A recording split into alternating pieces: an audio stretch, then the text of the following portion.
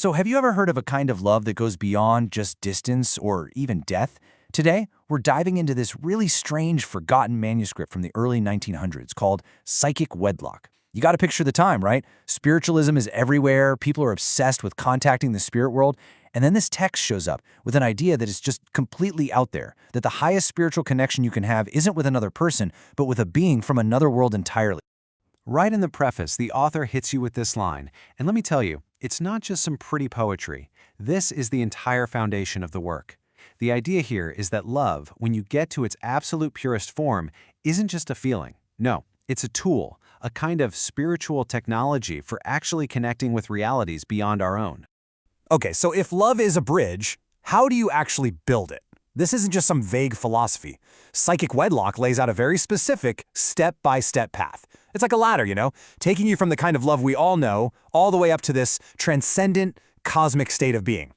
And that ladder has 7 rungs. The whole system is built around this number. It's all broken down into 7 very distinct levels of union. So, according to the author, this isn't some hazy, mystical journey. It's a structured path, and it's got very clear milestones. And here they are. So the path starts off in a place we all recognize, right? Corporeal, affectionate, romantic, makes sense. But then it takes a hard left turn into the extraordinary, psychic, magical, mystical, and then the final goal, the most radical idea of them all, celestial union. You can really see the progression here, from the physical to the metaphysical. What's so smart about this text is how it grounds you in stuff you already get. So level 1, corporeal union, that's just the purely physical act. But then level 2, affectionate union, adds real tenderness, real caring. By starting with concepts we can all wrap our heads around, the manuscript kind of builds our trust before it takes us into the really strange territory. And this is where things get wild. After those first few levels, the text starts talking about a psychic union, where partners are literally exchanging streams of energy. Then comes magical union, where they consciously direct that energy to achieve things.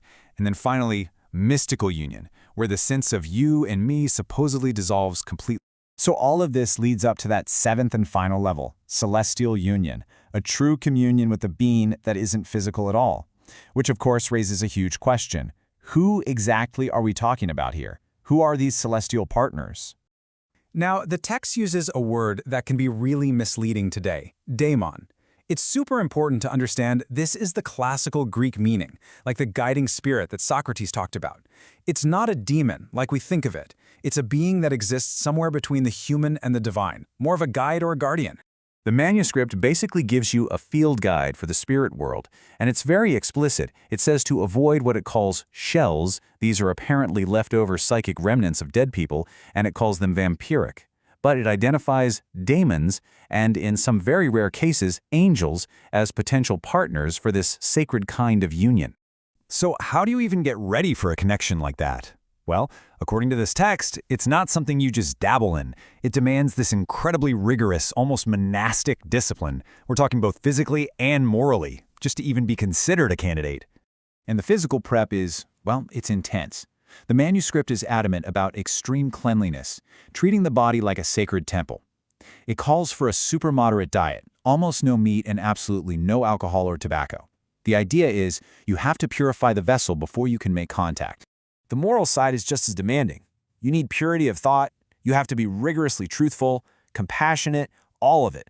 But the text singles out one quality as the most crucial one, for your own safety: discrimination.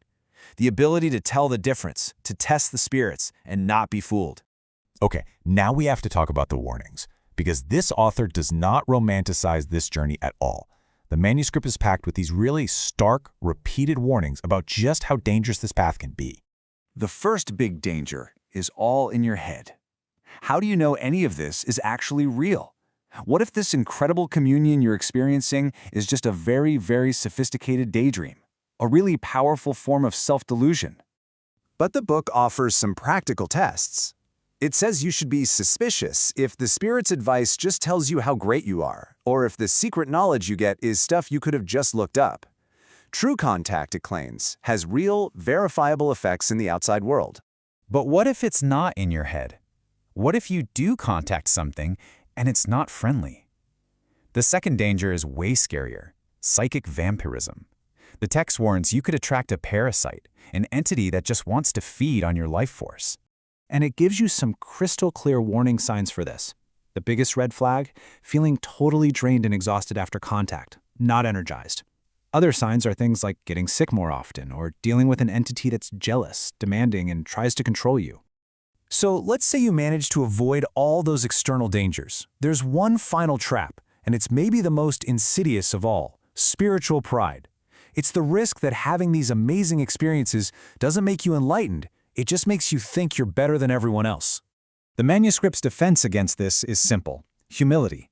If the experience makes you feel chosen, or makes you want followers, or makes you look down on ordinary people, that's a huge sign you're on the wrong track. Real contact, the author says, should always make you more humble. So after hearing all that, all the demands and all the dangers, why on earth would anyone even attempt this? What is the ultimate point of this psychic wedlock? Well, the book's big claim is that this is a real, if very rare, path to spiritual growth. The goal isn't just to have a cool experience, it's to get direct teaching, healing, and initiation from a being who is more evolved. It's a path that supposedly benefits both the human and their celestial partner. And this final quote just shows you how ambitious this text really is. It wants to completely reframe one of the most basic human acts and turn it into a sacred, cosmic ritual, a way to actually take part in the act of creation itself. It's a mind-bending idea. You know, whether you buy into any of this or not, the manuscript really makes you ask a pretty profound question. What if the biggest secrets aren't out there somewhere? What if they're locked inside the untapped potential of our own minds? What if that bridge between worlds is actually a bridge we have to build inside ourselves?